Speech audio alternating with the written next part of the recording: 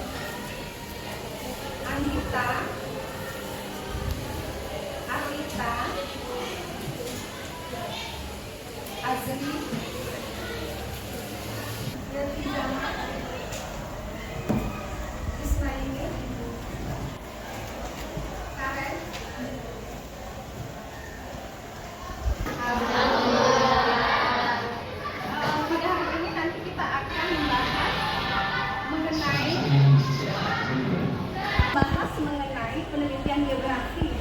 Kaitannya di sini yang akan kita teliti yaitu mengenai fenomena geosfer. Ya. Nah, kemarin kan udah Ibu share ya materi ya di GCR dan di grup WhatsApp. Sudah dibuka, sudah dibaca, sudah dipahami, sudah. Ya. Sebelum kita memulai pelajaran, supaya kita nyaman belajarnya, coba dicek di bawah meja kanan kiri kalau ada sampah jangan laci, kalau diambil dibuang dulu ke tempat sampah.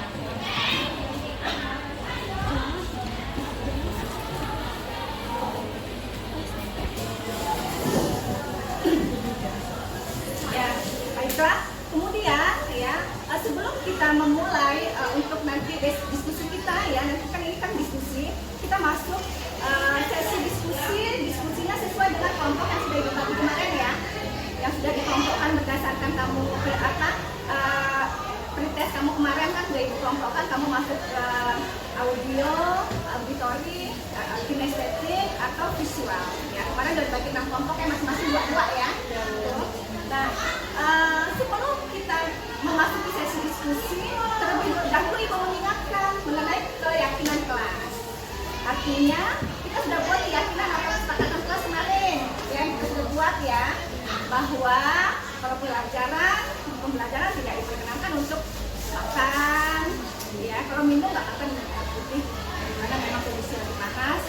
Kemudian pada saat diskusi harus mendengarkan teman yang sedang berbicara, saling menghargai pendapat masing-masing, ya.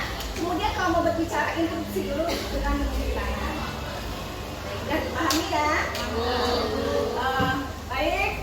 Jadi sebelum kita memasuki sesi diskusi, Ibu minta kalian untuk merelaksasikan diri kalian dulu dengan mendengarkan musik, ya. Kalian mengikuti instruksi atau arahan dari video yang dibutuhkan, ya.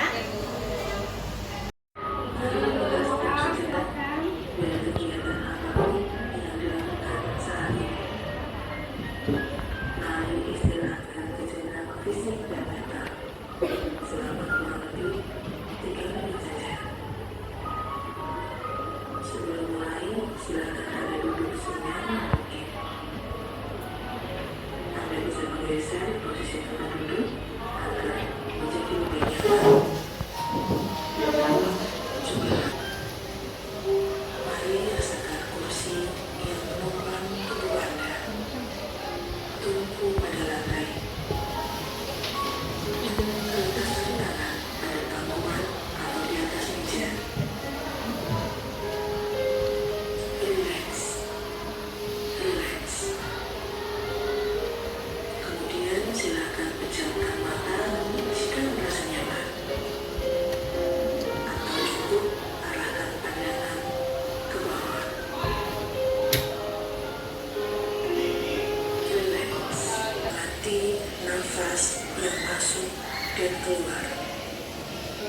Bernafaslah udara yang masuk dan keluar melalui hidung.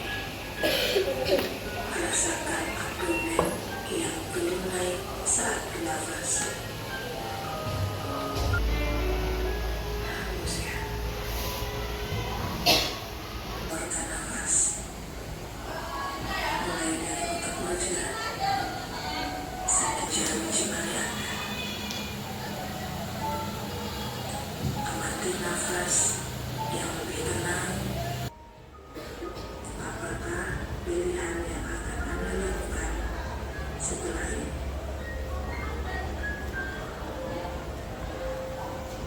Dan hembuskan perlahan.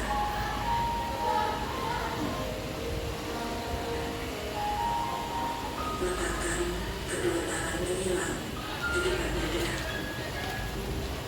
Telapak tangan silakan diletakkan di pundak kalian masing-masing. Dan ucapkan dalam hati, terima kasih untuk diriku yang sudah berjuang sampai hari ini. Setelah ini, silakan lanjutkan kembali kegiatan Anda dengan membangun perasaan yang lebih tenang, pikiran yang lebih fokus,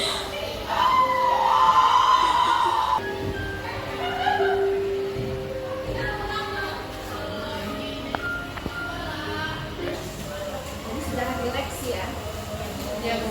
Bagaimana perasaan kalian setelah mengikuti tadi alur dari mindfulness tadi?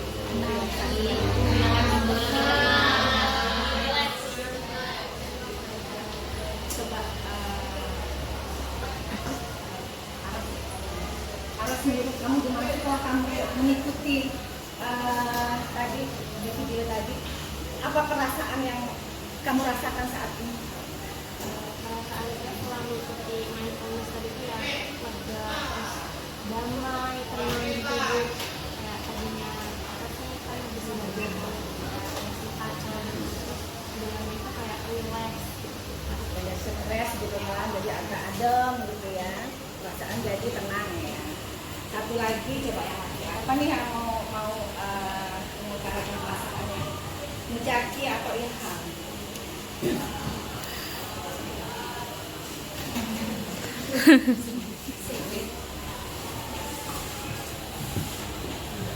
Gitu kan ya, kalau perasaan saya sih setelah tadi mengikuti instruksi yang di video yang berikan tadi itu perasaan saya lebih kurang lebih luas, lebih dari yang dari sebelumnya yang saya merasa banyak beban gitu, jadi lebih enteng, lebih bersemangat untuk beraktivitas lagi gitu, hilang rasa jenuhnya. Jadi lebih rileks dan bahagia ya, lebih tenang lah ya mengikuti tadi. Baiklah, jadi udah siap ya kita untuk memulai pembelajaran kita ya. Materi kajian geografi ya. Nah di sini sebelumnya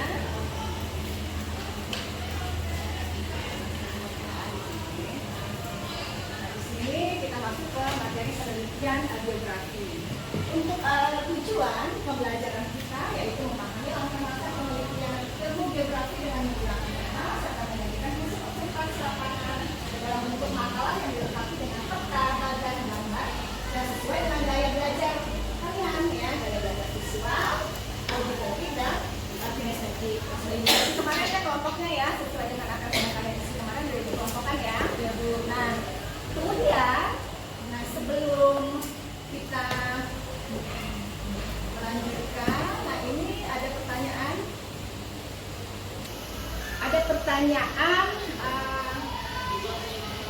pemantik ya di sini pakai ini. Nah pertanyaannya adalah fenomena geografi apa saja yang ingin kalian ketahui? Ya. Yang kedua, bagaimana cara kalian untuk mengetahui fenomena tersebut? Silakan. Materi saya bagi ya, sudah di share ya kemarin, sudah dibaca. Gimana dia? Di sini ingin bertanya kepada Bu Diana. Jadi bagaimana lempeng tektonik itu kan bergerak, itu kan berkaitan dengan litosfer atau lapisan. Ini pertanyaan semakin. Fenomena geografi yang ingin saya ketahui adalah litosfer. Jadi bagaimana sih saya mengetahui Ada lagi yang lain? Siapa? Fenomena. Atmosfer. Berdiri aja, berdiri. Jadi fenomena geologis itu ada 5. Yang pertama atmosfer, litosfer, biosfer, hidrosfer, dan antroposfer. Jadi fenomena geografi apa saja yang ingin kalian ketahui? Ini yang nanti kaitannya yang akan kita jadikan penelitian, ya. Ada 5 fenomena geosfer yang ada di permukaan bumi. Masih ingat dong tentunya. Atmosfer itu apa? Lapisan udara. Hidrosfer, lapisan air. Litosfer, lapisan ya. Termasuk tanah dan batuan tadi yang ingin ditanyakan tadi si Najwa ya, tentang lempeng ya. Selanjutnya biosfer, lapisan tempat hidup manusia. Biosfer, lapisan tempat hidup makhluk hidup, yaitu hewan dan manusia. Dan yang terakhir antroposfer, lapisan tempat hidup manusia atau dikenal dengan penduduk bumi. Nah, mengetahui fenomena tersebut, bagaimana? Tadi kayaknya sudah dijawab ya sama Najwa ya, sama dia Najwa. Ya, sudah dijawab ya. Bisa dengan bagaimana? Melakukan penelitian, observasi, ya. Akhirnya setelah itu kita buat dalam bentuk tulisan, ya. Baiklah, di sini nanti Ibu kasih contoh.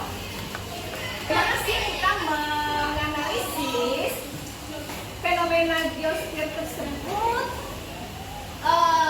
kaitannya dengan penelitian, ya. Ibu nah, coba kalian lihat ini gambar apa? Banjir. Gambar banjir.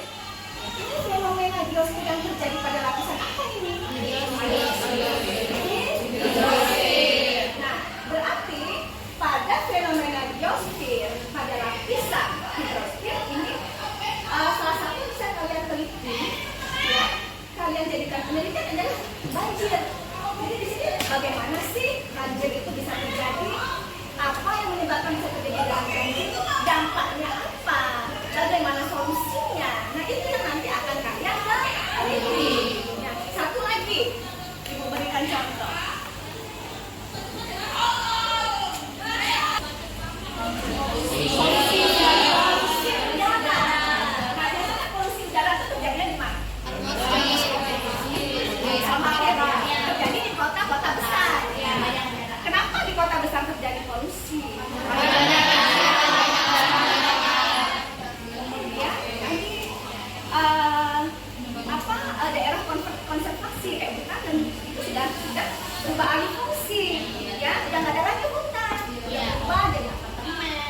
Gedung-gedung gitu ya, sehingga di kota menimbulkan terjadinya polusi udara.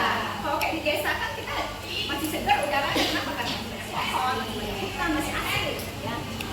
Ini nanti akan kalian teliti ya. Jadi nanti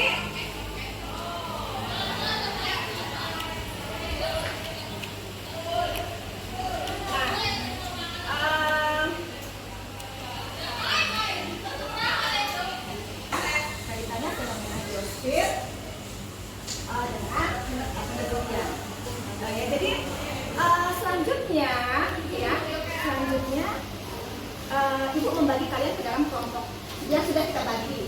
Jadi Ibu persilahkan nanti kalian untuk kembali ke kelompoknya masing-masing. Tugas kalian adalah kalian mengamati fenomena geosfer yang terjadi di permukaan bumi. Ini salah satu di antara kelima fenomena geosfer. Kalian mau ambil yang di litosfer, yang di hidrosfer, di biosfer, kemudian di atmosfer atau di antroposfer,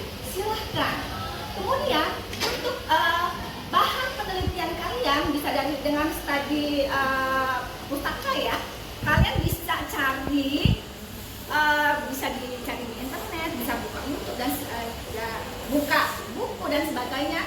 Ibu persilahkan ya. Kalian mau mencari bahannya, mencari referensinya dari mana, Ibu persilahkan. Nah selanjutnya nanti jika sudah selesai, masing-masing kelompok nanti bisa mempresentasikannya ke depan. Ya. Silakan untuk kembali ke kelompoknya masing-masing, kelompok yang kemarin.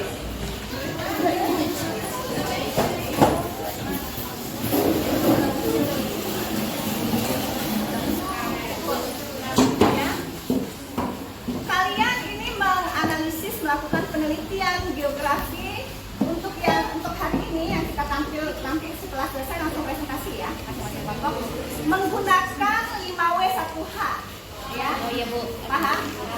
Menggunakan 5W1H. Jadi nanti setelah itu masing-masing kelompok bisa langsung presentasi. Ibu mau nanya, Ibu berarti Ibu kita bisa cari dulu artikelnya aja. Cari referensinya ya, artikelnya, lihat kalian Ibu bebaskan bisa buka YouTube, internet dan buku dan sebagainya. Dan cari yang kaitan dengan penelitian yang akan kalian buat ya. Pilih salah satu saja ya. Kayak tadi Ibu kasih contoh kan, kalau di Rosto misalnya banjir gitu. Misalnya kamu banjir ya udah banjir aja gitu. Ya Bu. Ya misalnya kayak tadi selain itu apa, seismik, polusi gitu ya. Lalu apa? Pamit ya. Ini kelompok auditori ya. Ada referensinya gitu.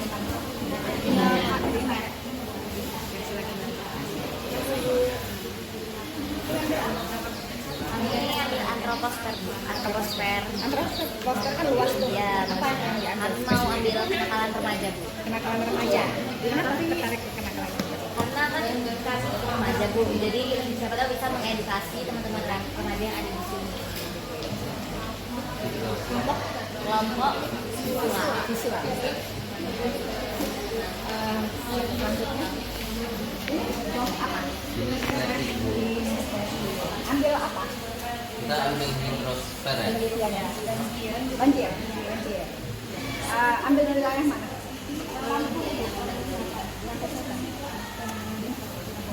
Itu ya. Referensinya dari mana?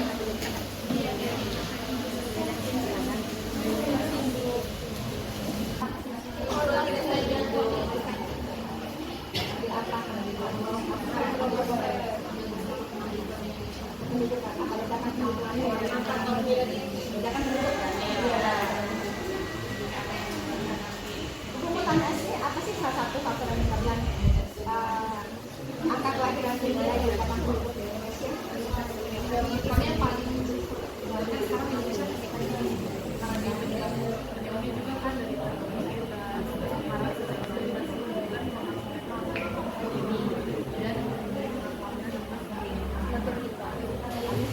sudah dijelaskan beberapa hari ya, semakin muda usia menikah akan semakin banyak anak yang dilahirkan kalau tidak melaksanakan program tidak dilanjutkan. visual auditori. Ambil apa penelitiannya? Tsunami di mana? Di Aceh. Tahun berapa tuh? 2004. Belum lahir ya, kalian belum lahir ya. Ya. Kenapa ngambil? Karena itu bencana tsunami itu karena itu jadi informasinya lebih luas. Informasi banyak, mencari informasinya lebih mudah ya. Kita ambil informasinya dari mana? Aplikasi gitu. Ya udah, silakan dilanjutkan ya.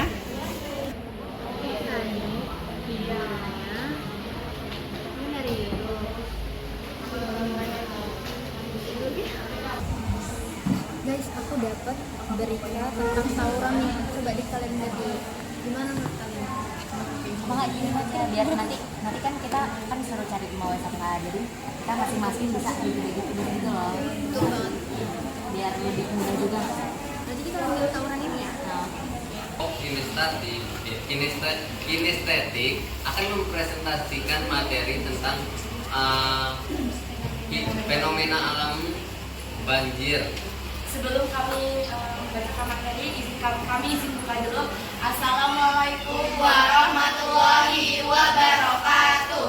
Waalaikumsalam warahmatullahi wabarakatuh. Ya, seperti yang disampaikan oleh Jaki tadi, kami akan membawakan sebuah materi yang dimana materi tersebut itu adalah fenomena banjir, yang dimana banjir tersebut itu masuk ke fenomena hidrosfer ya. Nah, untuk materinya kami ini mengambil, maaf sebelumnya kami izin memperkenalkan dulu ya.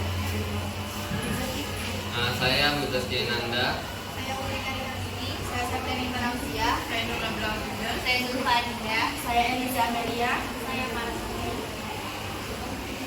Oke, setelah kami perkenalkan, izinkan kami untuk menyampaikan materi. Nah, jadi untuk materi yang kami ambil yang kami kutip dari website itu adalah fenomena hidrosfer, yaitu banjir yang terjadi di Lampung Selatan. Yang dimana banjir tersebut itu terjadi di Lampung Selatan pada tanggal 28 Februari 2024. Jadi beberapa bulan yang lalu ya. Nah, jadi fenomena ini terjadi karena hujan deras yang terjadi di Lampung Selatan. Nah, dari hujan deras tersebut itu menyebabkan 3 kecamatan terkena dampak banjirnya, yaitu ada kecamatan Sragi, Ketapang, dan Tengahan. Nah, peristiwa banjir ini juga terjadi karena hujan yang cukup lebat di wilayah kecamatan Sragi, sehingga air itu meluap dan menyebar ke pemukiman warga. Tidak hanya pemukiman warga saja, tetapi ladang-ladang warga dan sawah-sawah sekitar itu terkena dampak banjirnya. Jadi air ini nih meluap, dia itu kan karena di sana itu merupakan dataran yang rendah, di mana itu kan terdekat dengan sungai-sungai ya, laut-laut pasir kan. Jadi ada muara sungai itu tuh yang kayak dia itu meluap karena akibat dari hujan deras, jadi itu menyebar ke rumah warga.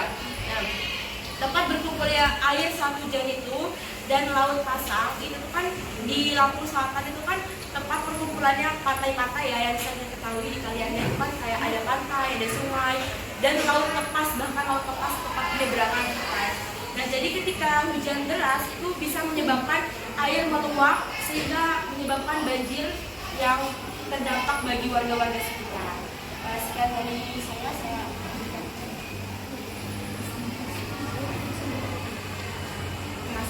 Oke, kita bakalan masuk nih lebih mendalam lagi dari kita balik ke 5W+1H. Nah, yang pertama itu apa? Apa yang terjadi sih yang di Lampung Selatan itu? Nah, jadi tadi yang sesuai dijelaskan oleh Eliza tadi, bahwasanya peristiwa yang terjadi di Lampung Selatan itu adalah hujan deras yang terjadi di Lampung Selatan menyebabkan 3 kecamatan itu terkena dampak banjir. Nah, jadi peristiwanya itu ya dampak banjir. Akan dilanjutkan oleh Nah, yang kedua itu Bu. Siapa yang mengalami fenomena tersebut? Tentu aja yang mengalami fenomena tersebut adalah masyarakat di sekitar Kecamatan Sragi, Ketapang, dan Tengahan. Itu termasuk juga para petani-petani tambak dan lain sebagainya itu ikut terdampak akibat fenomena ini. Yang ketiga itu when atau kapan. Kapan peristiwa banjir itu terjadi? Nah, peristiwa ini terjadi pada hari Rabu tanggal 28 Februari 2024. Yang dimulai hujan mengguyur pada 2 dini hari dan air mulai naik pada jam 7 pagi. Nah, setelah ada when, ada where atau di mana peristiwa tersebut terjadi. Nah, peristiwa banjir ini sebenarnya awalnya itu cuma di kecamatan Sragi. Namun karena banjirnya itu ternyata besar, jadi dia merembet meluas ke 2 kecamatan yang ada di sekitarnya, yaitu Kecamatan Ketapang sama Penengahan. Nah, jadi itu tempat di mana peristiwa banjir itu terjadi.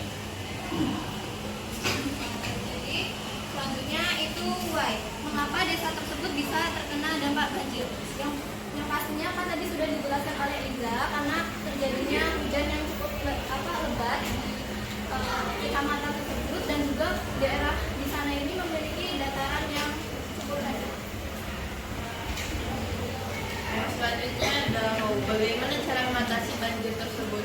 Jadi mengatasi banjirnya itu bisa dengan membuang sampah pada tempatnya, terus melakukan sosialisasi setiap minggu. Itu untuk kayak bergotong royong membersihkan selokan agar tidak ngambek. Nah, terus yang selanjutnya ada memperbanyak lahan penyerapan air. Nah, jadi itulah materi yang kami akan sampaikan kepada kalian. Jikalau ada hal yang tidak kalian mengerti, bisa kalian tanyakan ke kami, atau kalian ingin memberikan sebuah saran kritik kepada kami, dipersilakan. Silakan yang mau memberi masukan, saran. Ya. Berdiri aja. Kenalkan, nama saya Azria Zahra. Di sini saya izin bertanya. Tadi kan kelompok kalian menjelaskan tentang banjir nih. Nah, ada nggak sih upaya pemerintah yang diselenggarakan kepada masyarakat untuk memberikan edukasi-edukasi tertentu agar masyarakat tersebut mencintai alam dan tidak terjadinya peristiwa banjir tersebut? Sekian, terima kasih. Sebelumnya kami izin berdiskusi. Ya. Ya, oke. Setelah adanya diskusi dari kelompok kami, muncullah sebuah jawaban, yang mana jawaban itu akan saya diucapkan atau diwakilkan oleh saya. Untuk pertanyaan Azri tadi, adakah upaya ya kan dari pemerintah untuk mengedukasi masyarakat? Jelas, yang pertama itu masyarakat di situ kan, misalnya kita baru pindah nih ke sana, jelas mau bikin rumah atau mau beli di sana, mau beli rumah di sana, itu pemerintah harus mengedukasi ya kan, mengedukasi bahwa seperti yang memperingati bahwa daerah itu tuh bisa rawan banjir karena berdekatan dengan sumber muara atau laut kan. Nah, ya setelah banjir juga harus diadakan edukasi atau sosialisasi penanggulangan dari pemerintah. Karena ya itu juga perlu bagi masyarakat untuk kedepannya bisa berjaga-jaga kalau ada musibah semacam itu lagi. Di masyarakat juga harus memiliki kesadaran untuk bisa menjaga lingkungannya dengan baik dan tidak merusak lingkungannya atau dengan sengaja gitu. Bagaimana Azri? Saya rasa itu kami berikan. Ya, cukup, terima kasih. Oke. Sekian dari kelompok kami ucapkan Assalamualaikum warahmatullahi wabarakatuh.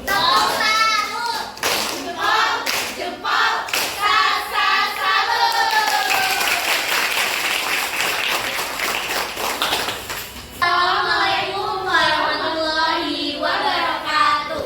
Waalaikumsalam warahmatullahi wabarakatuh. Oke, kami dari kelompok visual sebelumnya izinkan kami untuk memperkenalkan diri dulu nih sebelum kita masuk ke materi yang akan kami jelaskan di sini. Dimulai dari saya, Nindya Maharani Denata. Saya Lulu Ayunisa. Saya Putri. Saya Prasasti Sinekinasi. Saya Khalidah Hubayani. Dan terakhir saya Alzina Matasya. Oke, FYI, kami di sini mengangkat permasalahan yang ada di lapisan antroposfer. Langsung aja masuk ke pengertiannya, akan dijelaskan oleh Afif Ahmed. Oh iya, karena kami kelompok visual, jadi di sini kami menyertakan video ya untuk teman-teman bisa nonton permasalahannya tuh apa sih. Silakan. Kecemasan terpisah dan berada di air yang cukup dalam. Setelah melakukan penyisiran kembali, operasi pencarian oleh Basarnas di aliran Kali Bekasi ditutup Minggu sore. Penyisiran oleh Basarnas dibagi menjadi 3 tim di lokasi yang berbeda. Hasil pencarian tidak ditemukan jenazah lain di aliran Kali Bekasi. Meski demikian, tidak menutup kemungkinan Basarnas akan kembali melakukan pencarian jika ada laporan baru. kita sudah melakukan penyisiran mulai dari pembagian 3 tim menjadi seru yang ada 3. Seru pertama itu pencarian sekitar 500 meter persegi di sekitar dari LKP dan diduga terjunnya. Kemudian yang kedua itu tim dari mulai LKP sampai dengan ke pintu air. Kemudian yang ketiga itu penyisiran dengan berjalan kaki dan menggunakan drone. Hari ini 17.30 tidak ditemukan korban lagi selain yang 7 ditemukan tadi pagi. Oke, untuk video lebih lanjutnya silakan ditonton di grup WhatsApp yang udah kami share linknya di video ini.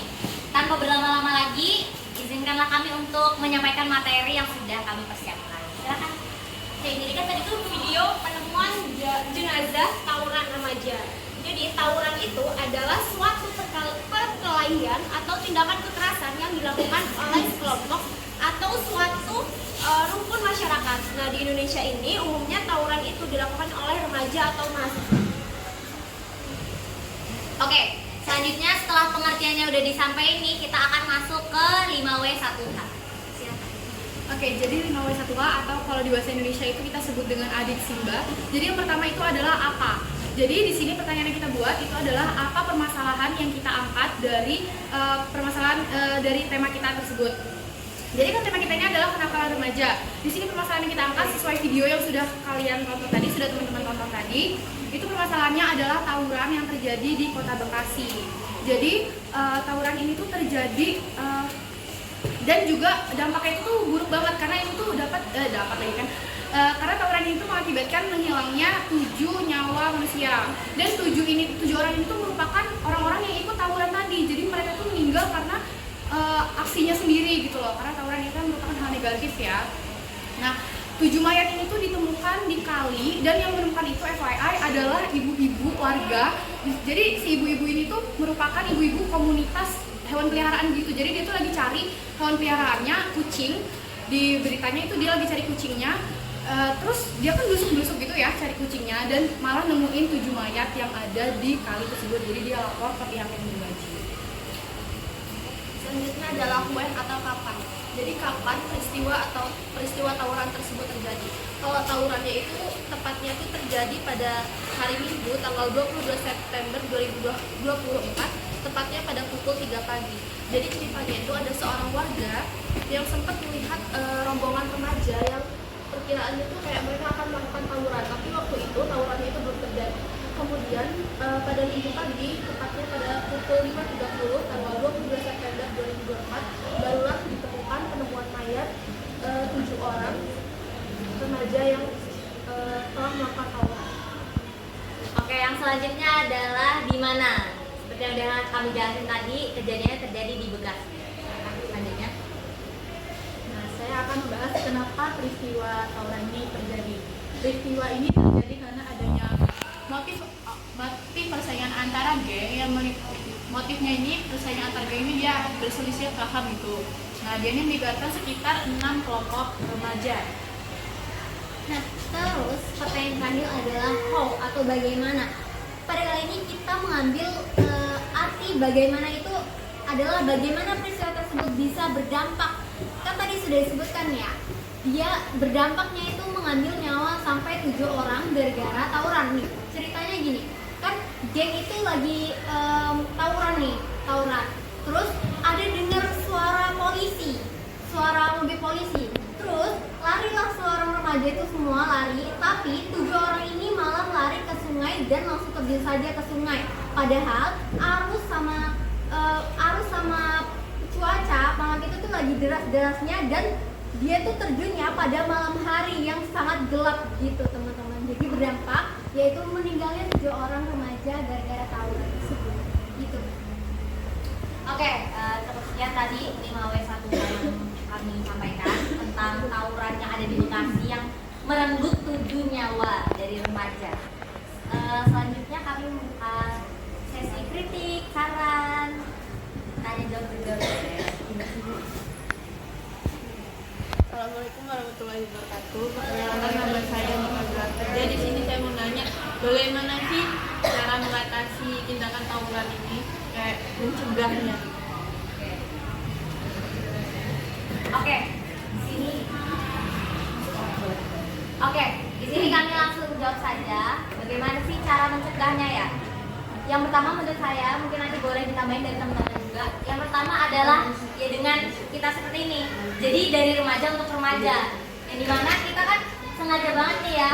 Kenapa sih kita ngambil di antroposfer? Kenapa sih kita ngambil permasalahan remaja? Karena remaja itu pasti akan lebih masuk, lebih terima nasihat itu dari teman sebaya, ya kan? Makanya itulah alasan utama dari kami ini mengambil permasalahan antroposfer, yaitu kenakalan remaja tawuran gitu. Nah, itu menjadi salah satu caranya dengan edukasi kayak gini di diskusi kelas, terus juga kalau ada presentasi kayak gini, itu menjadi salah satu sarana untuk edukasi nih dari remaja ke remaja gitu. Kemudian teman-teman boleh ditambahin? Mungkin yang pertama itu kan kita sebagai remaja harus menguatkan iman, dan kita tuh harus tahu hak dan kewajiban ya teman-teman. Segala sesuatu itu pasti kita tuh diatur oleh hak dan kewajiban kita gitu. Pasal saja sudah menjelaskan, ada pasal 33 ayat 1 sepertinya itu menjelaskan mengenai tawuran. Kalau misalkan kita melakukan tawuran tuh, itu bakal didenda sebesar 250.000 begitu. Jadi kuatkan iman dan posisikan diri kita kepada hal yang baik dan tidak bergaul dengan yang salah pergaulan gitu. Itu tidak terajak. Nah, tadi kan denda aja udah kayak mengerikan gitu ya, walaupun memang jumlahnya nggak begitu besar, cuman diingat aja tadi, itu tadi yang meninggoy ada 7 orang. Jadi hati-hati dalam bertindak, itu aja sih saran dari kami sebagai remaja untuk kita sesama remaja gitu. Apa sudah cukup bilang? Oke, kami di sini mengucapkan terima kasih yang sebanyak-banyaknya atas kesempatan dari teman-teman dan ibu untuk kami berbicara di depan ini membawakan materi. Makasih juga untuk teman-teman yang sudah berpartisipasi dan ikut serta menularkan energi positif di sini. Kami langsung aja akhiri. Wassalamualaikum warahmatullahi wabarakatuh. Waalaikumsalam warahmatullahi wabarakatuh. Jempol, sasa, sambut.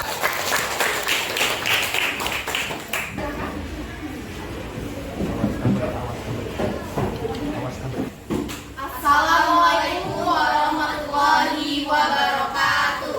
Waalaikumsalam warahmatullahi wabarakatuh. Baiklah semuanya, selamat siang. Jadi kami dari kelompok auditori akan mempresentasikan materi tentang fenomena alam mitosfer, yaitu gempa bumi megatrus. Sebelumnya izinkan kami untuk memperkenalkan diri. Dari saya sendiri, yaitu adalah Iltiza Masmaya. Saya Adita Tulaini. Saya Tanjung Muslim. Saya Diana Naswa. Saya Anggita Sekunda. Di sini ada satu lagi teman kami, yaitu Vivia Sabrina, tapi lagi video Zoom. Baiklah, sebelumnya di sini saya mau tanya, kalian semua tahu gak sih kenapa Indonesia ini rawan terjadinya gempa bumi? Tahu gak nih? Pergerakan lempeng. Iya benar. Salah satunya itu adalah karena letak geografis Indonesia itu yang berada di antara 3 lempeng tektonik, yaitu ada Indo-Australia, Eurasia, dan terakhir itu ada lempeng Pasifik. Sebelumnya, baiklah selanjutnya kita akan masuk ke materi 5W1H. Yang pertama yaitu pertanyaan adalah apa itu gempa bumi megatrus? Gempa bumi megatrus adalah gempa bumi yang berukuran sangat besar yang terjadi di zona subsidi, di mana ia tuh akan menyebabkan kerugian yang sangat besar, bahkan bisa terjadi tsunami. Nah, gempa bumi ini terjadi akibat salah satu lempeng ini tuh tektonik tuh terdorong ke bawah lempeng lainnya. Selanjutnya yaitu adalah siapa yang memberikan peringatan tentang potensi gempa bumi megatrus di Indonesia. Oke, saya akan menjelaskan siapa sih yang berhak atau berwenang untuk memberikan informasi semacam ini.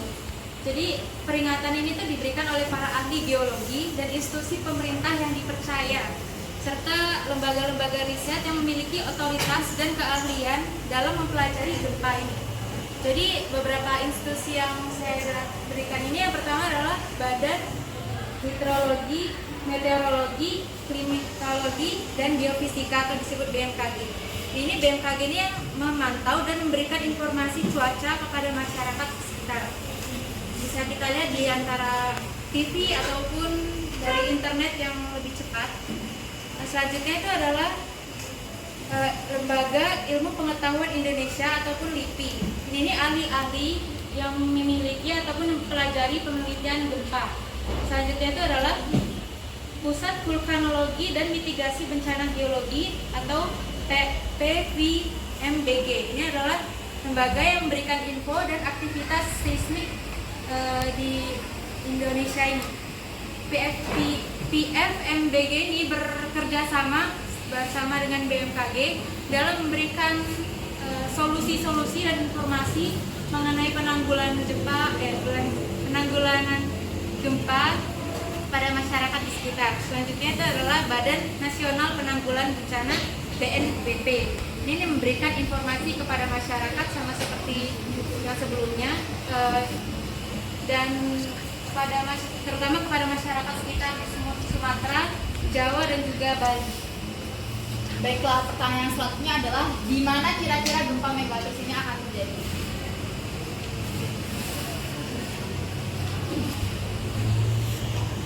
Oke, di sini saya akan menjelaskan tentang di manakah lokasi zona yang paling rawan di Indonesia. Seperti yang kalian mungkin pernah dengar ya, yang paling rawan itu berada di zona subsidi Sunda, yaitu wilayah sepanjang pantai barat Sumatera sampai ke bagian selatan Jawa, yang meliputi wilayah ada Aceh, Sumatera Barat, Bengkulu, Lampung, dan pesisir selatan Jawa seperti Banten, Jawa Barat, Jawa Timur, Yogyakarta. Nah, sebelumnya juga ada 4 zona subsidi di Indonesia itu. Yang pertama tuh yang tadi itu zona subsidi Sunda yang sebelumnya pernah terjadi gempa itu yaitu di Aceh pada tahun 2004 dan gempa Mentawai pada 2010. Lalu yang kedua tuh ada zona subsidi Kepulauan Nusa Tenggara. Itu meliputi Bali, Lombok, Sumbawa, Flores dan sekitarnya. Lalu yang ketiga tuh zona subsidi Banda. Itu di bagian timur Indonesia, tepatnya di bagian Maluku, terutama di Laut Banda, Pulau Seram, Ambon dan sekitarnya. Lalu yang zona yang terakhir itu ada zona subsidi subduksi Sulawesi, tepatnya di Sulawesi, yang meliputi Sulawesi Utara, Gorontalo dan Sulawesi Tengah. Baiklah, pertanyaan selanjutnya itu adalah kapan akan terjadinya gempa megatrus? Jadi teman-teman, terjadinya gempa megatrus itu kita tuh peneliti bahkan BMKG sendiri itu nggak bisa ngetahuin kapan sih pastinya gempa ini terjadi. Gempa megatrus itu memiliki kekuatan sekitar 9,9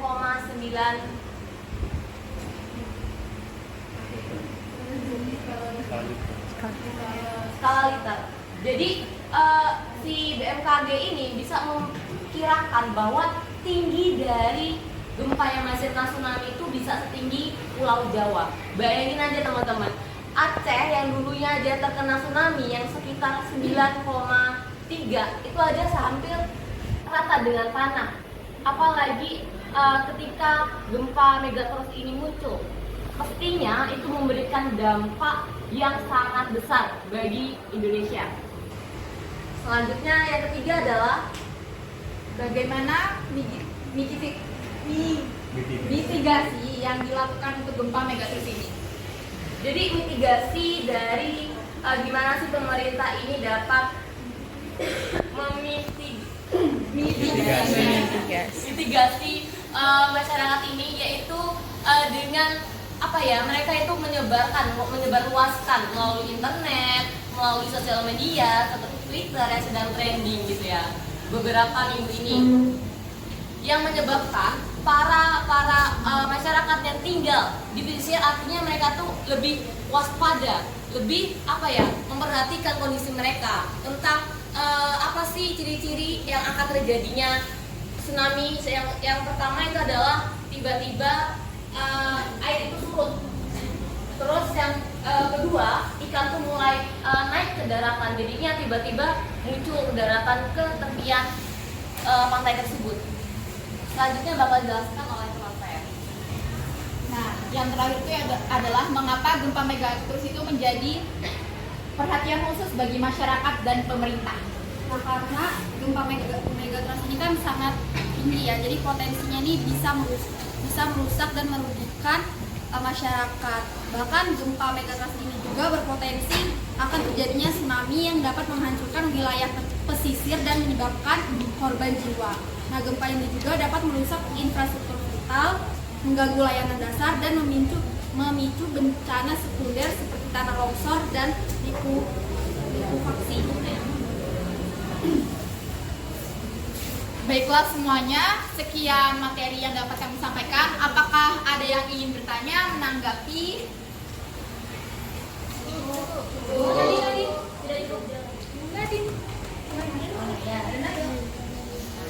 Perkenalkan, saya Mariza Oliana dari Video Audiotory. Jadi di sini saya ingin bertanya, apabila gempa megatrust itu sudah terjadi, apakah ada penanganan pasca bencana yang bisa dilakukan? Terima kasih. Di sini kami ingin menjawab pertanyaan ada gimana cara penanggulan pasca terjadinya gempa megatrust ini kan? Yang pertama yaitu adalah yang pasti adalah mengevakuasi warga-warga yang berada di pesisir pantai dan juga yang terkena dampak dari megatrust ini. Yang kedua yaitu adalah kita bisa melakukan rehabilitasi, tidak pernah mengalami namanya gempa bumi. Yang itu mungkin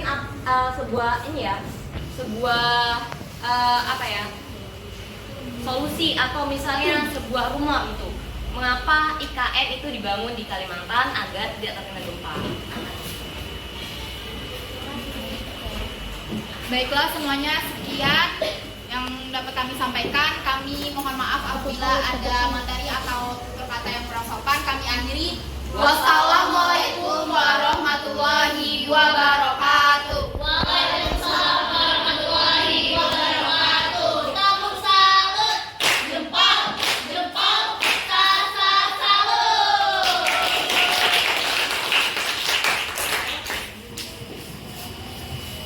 Tampil untuk presentasi.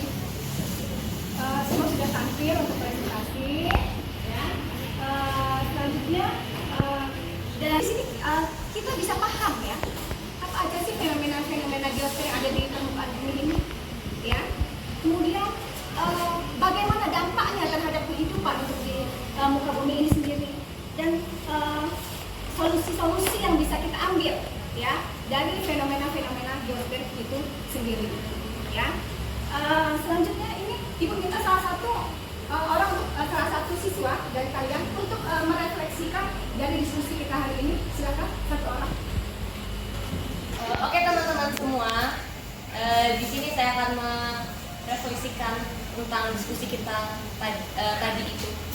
Jadi kesimpulannya adalah Indonesia itu memiliki berbagai peristiwa. Artinya Indonesia ini memiliki berbagai misalnya litosfer, hidrosfer, terus antroposfer, biosfer, terus hidrosfer, memiliki banyak ya peristiwa yang ada di Indonesia sendiri. Yang telah disimpulkan tadi teman-teman saya bahwa litosfer itu adalah sisi dari lapisan batuan yang ada di bumi. Terus antroposfer itu adalah lapisan sosial yang ada di masyarakat. Terus ada hidrosfer yang tadi banjir, itu adalah peristiwa banjir yang ada di Lampung Selatan. Seperti itu.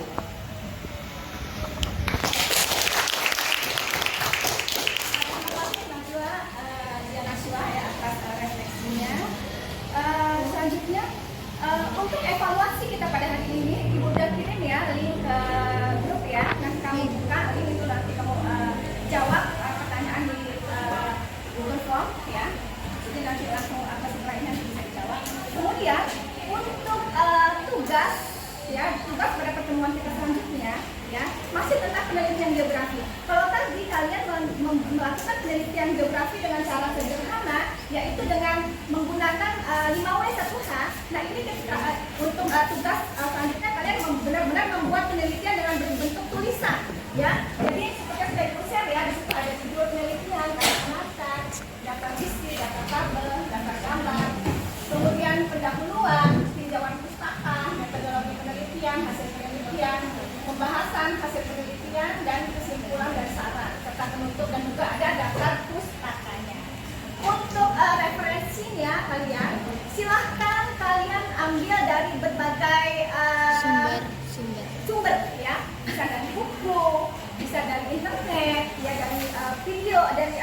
dan sebagainya. Ibu persilahkan ya, jadi kalian membuat tulisan ya, setelah itu nanti untuk pertemuan selanjutnya nanti bisa dikumpulkan, dan nanti untuk presentasi ke depannya untuk yang penelitian ini Ibu persilahkan juga kalian dalam bentuk bisa nanti tampil dalam menggunakan PowerPoint atau pakai infografis juga bisa ya, atau dalam bentuk teks juga Ibu persilahkan ya. Baik, Bu. Baiklah ya, demikian untuk pertemuan kita pada hari ini.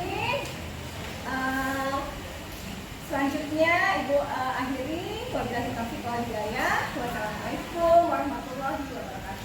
Waalaikumsalam warahmatullahi wabarakatuh. Terima kasih guru.